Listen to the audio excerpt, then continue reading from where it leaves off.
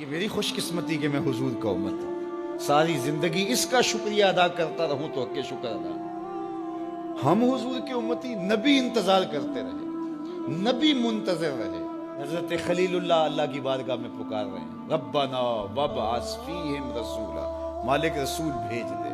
وہ کہتا ہے لیسا بفظ ولا بغلظ، وہ ترشرو نہیں ہوگا، سخت مزاج نہیں ہوگا، ماتھے پہ شکنے لانے والا نہیں ہوگا، وہ پیار بانٹنے والا ہوگا۔ بس وہ آیا چاہ رہا ہے۔ حضرت عیسیٰ نے تو نام بھی بتا دیا نا، مبشرا برسول یاتی من بعد اسمہ احمد۔ لوگوں میں جا رہا ہوں، چلو نام بھی بتا دیتا ہوں، میرے بعد جو آنے والا اس کا نام احمد ہوگا۔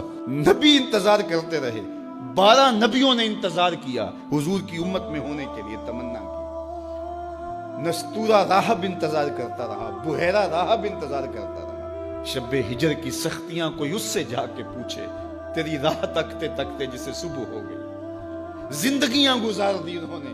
سلمان فارسی کی کہانی سن لو، مجوسی کے بیٹے تھے، حق کی طلب میں نکلے، باپ نے گھر سے نکال دیا، ایک پادری کے پاس جا کے رکے، زندگی بھر اس کی نوکری کی۔ جب اس کا آخری وقت آیا، اس نے کہا میری تدفین کے بعد غموریہ چلے جانا، وہاں کا پادری خدا رسیدہ ہے، تجھے اس سے کچھ مل جائے گا۔ کہتے میں وہاں سے غموریہ آ گیا، پھر اس پادری کی ساری زندگی خدمت کی۔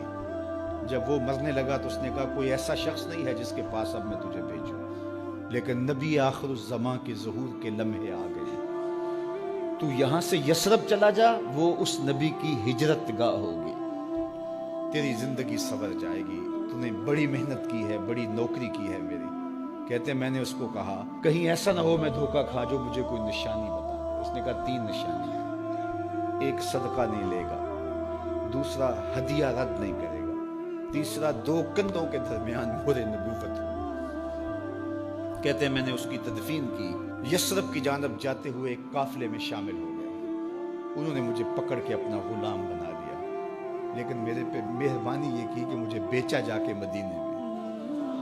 ایک یہودی نے مجھے خرید لیا، میں اس کے باغ میں گوڈی کرتا تھا، کام کرتا تھا، کھجوریں توڑتا تھا، لیکن میں انتظار میں تھا کہ کبھی وہ نبی آخر الزماں آئے تو مجھے دید ہو، کبھی عرش پر، کبھی فرش پر، کبھی ان کے در، کبھی در بدر۔ میں عاشقی تیرا شکریہ، میں کہاں کہاں سے گزر گیا۔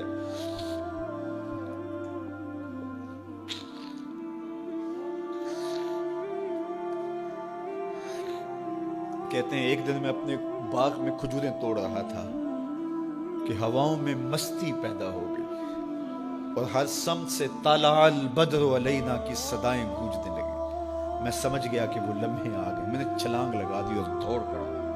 میرے آقا نے سمجھا شاید غلام بھاگ گیا، اس نے دوڑ کے مجھے پکڑ لیا۔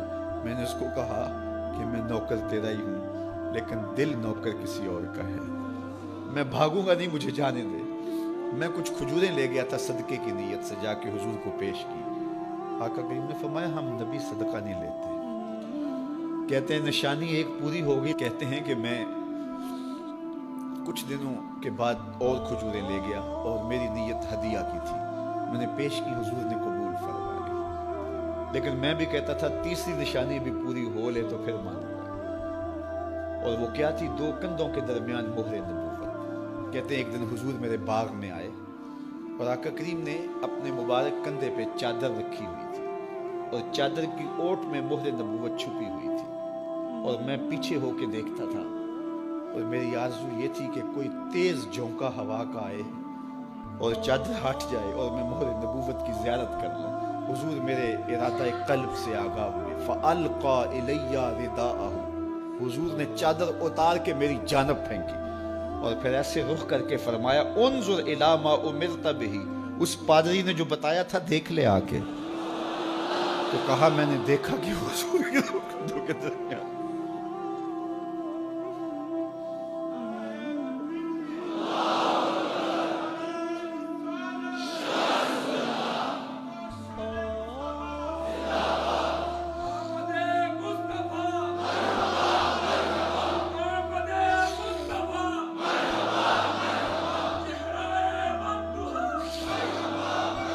شب ہجر کی سختیاں کوئی اس سے جا کے پوچھے، تیری راہ تکتے تکتے جسے صبح ہو گئے۔ ہم نے تو کوئی انتظار نہیں کیا نا، ہم نے تو کوئی دکھ نہیں سہا، ہم سوئے تھے مقدر جاگ اٹھے، ہمارے والد مسجد سے مولوی صاحب کو بلا لائے، انہوں نے کان میں آ کے کہا مبارک ہو تو حضور کا نوکر بن کے آ رہا۔ میرے والد گرامی ایک شعر جھوم کے پڑھا کرتے تھے، محمد جانے جانا ہے، پیغمبر ہو تو ایسا ہو، رسولوں کی بشارت سے مبشر ہو تو ایسا ہو، امر توقیر کا سب کو موکر ہو تو ایسا ہو، کیا ہم کو غلام ان کا مقدر ہو تو ایسا ہو۔ میں اپنے مقدر پہ قربان نہ جاؤں، آپ اپنے مقدر پہ نثار نہ جائیں، ہمیں وہ نبی ملا جو نبیوں کا نبی ہے۔ بنو سعد کے مقدر بھی جاگ اٹھے، اللہ اکبر، کیا وہ خوش نصیب وادیاں تھیں، کیا وہ خوش بخت پہاڑ تھے بنو سعد کے، جہاں حضور نے زندگی کے ابتدائی سال گزارے۔ اللہ اکبر۔ حضرت حلیمہ سعدیہ کہتی ہیں جب میں حضور کو گھر لے گئی تو میرے گھر میں روشنیاں آ گئیں، باقاعدہ عورتوں نے کہا حلیمہ تو اتنی امیر ہو گئی ہے رات کو بھی دیا نہیں بجھاتی۔ بڑے امیر کبیر گھرانوں میں بھی رات کو لوگ دیا بجھا دیا کرتے ہیں، لیکن تو اتنی ہی امیر ہو گئی ہے کہ رات کو بھی تیرے گھر کا دیا نہیں بجھتا۔ تو حلیمہ سعدیہ نے کہا آؤ میں تمہیں بتاؤں میرے گھر میں دیا کون سا روشن۔ باقاعدہ ہم جولیوں کو بلایا، پالنے میں حضور تھے، اشارہ کر کے کہا ما کننا نحتاج الی السراج من یوم اخذناہ، جب سے یہ پیارا گھر آیا ہے میں نے سارے دیے توڑ دیے، دیے کی ضرورت نہ مشعل کی حاجت، عجب روشنی تو نے پائی حلیمہ، بڑی تو نے توقیر پائی حلیمہ، بنی تو محمد کی دائی حلیمہ۔ کہا ما کننا نحتاج الی السراج من یوم اخذناہ، جب سے یہ پیارا گھر میں آیا ہے میں نے سارے دیے توڑ دیے۔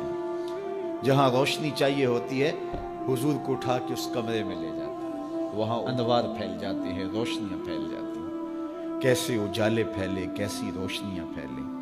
حلیمہ دا چھپر کھجوری دے تھلے، حوراں وچھالے نوری مسلے، فرش تو عرش تک پہ گئی دہائی، حلیمہ نے لٹ لئی خدا دی خدائی۔ اللہ اکبر۔ وہ سارا دن تو صحراؤں میں گھوم لیتی تھی، اسے جب بھوک لگتی تھی لبوں کو چوم لیتی تھی۔ بخت جاگے حلیمہ سعدیہ کے حضور ان کے گھر آئے، اللہ اکبر، جدھر سے گزرتے گئے نور پھیلتا گیا، انوار پھیلتے گئے۔ حضرت سیدہ طیبہ طاہرہ حضرت عائشہ سلام اللہ علیہا فرماتی ہیں کہ میں کچھ سی رہی تھی کہ میرے ہاتھ سے سوئی گر گئی۔ اب حضور کے گھر میں دیے میں جلانے کے لیے تیل بھی نہیں تھا، میں پریشان تھی، سوئی گر گئی، اتنے میں حضور تشریف لائے۔ حضور مسکرائے، کہتی ہے میں نے گمی ہوئی سوئی تلاش کر لی۔ اللہ اکبر۔ تو یہ روشنی تھی، یہ انوار تھے۔ اللہ اکبر۔ اذا ضحک یتلالع فی الجدر، جب حضور مسکراتے تھے سامنے والی دیواروں پہ عکس پڑتا تھا۔ اللہ اکبر۔ جب مسکراتے تھے نور پھیل جاتا تھا۔ اذا تکلم رؤیا کالنور یخرج من بین ثنایاہ، حضور کے سامنے والے دانتوں میں ہلکا سا فاصلہ تھا، اور جب آقا کریم گفتگو کرتے تھے وہاں سے نور کی کرنیں چھن چھن کے نکلتی تھیں، انوار پھیل جاتے تھے۔ ایسا نوری ماحول، ایسا نورانی چہرہ۔ حضرت ابو ہریرہ بولے کل قمر لیلۃ البدر لم ارى قبلہ ولا بعدہ مثلہ، کیا پوچھتے ہو، 14ویں رات کا چمکتا ہوا چاند تھے میرے حضور۔ پھر کہا نہیں نہیں نہیں، حضور جیسا نہ پہلے دیکھا نہ بعد میں دیکھا۔ حضرت حسان بن ثابت پاس کھڑے تھے، کہا دیکھتے کیسے، کسی ماں نے جنم دیا ہوتا تو دیکھتے۔ خدا نے وہ سچائی پن چھڑیا جدے وچ محمد نو ٹالیا سی، حسینہ جمیلہ دا منہ موڑ دیتا، محمد بنا کے قلم توڑ دیتا۔ مثل او در عالم امکان متصور نیست، حضرت شیخ مجدد کہتے ہیں حضور کی مثل بزم عالم میں ممکن ہی نہیں ہے، ہو ہی نہیں سکتا۔ اور اقبال کا لہجہ بھی دیکھیے، رخ مصطفیٰ ہے وہ آئینہ کہ اب اس سا دوسرا آئینہ، نہ کسی کی بزم خیال میں نہ دکان آئینہ ساز میں۔ تو وہ پیکر تراشا، وہ پیکر تراشا، مکھ چند بدرشا شانی ہے، متھے چمک دی لاٹ نورانی ہے، کالی زلف تیک مستانی ہے، مخمور رکھی ہن مد بھری، کیسا جمال دیا، کیسا حسن دیا۔ اچھا بریلی کے امام سے بھی پوچھ لیجئے، اللہ اکبر، بل بل نے گل ان کو کہا، کمری نے سروے جاں فضا، بلبل کی منتہائے پرواز تو یہی ہے نا، کسی کو پھول کہہ دے. بلبل نے گل ان کو کہا، کمری نے سروے جاں فضا، حیرت نے جھنجھلا کر کہا یہ بھی نہیں وہ بھی نہیں. خورشید تھا کس زور پر، کیا بھر کے چمکا تھا قمر، بے پردہ جب وہ رخ ہوا یہ بھی نہیں وہ بھی نہیں. وہ حسن دیا وہ جمال دیا اللہ نے اپنا.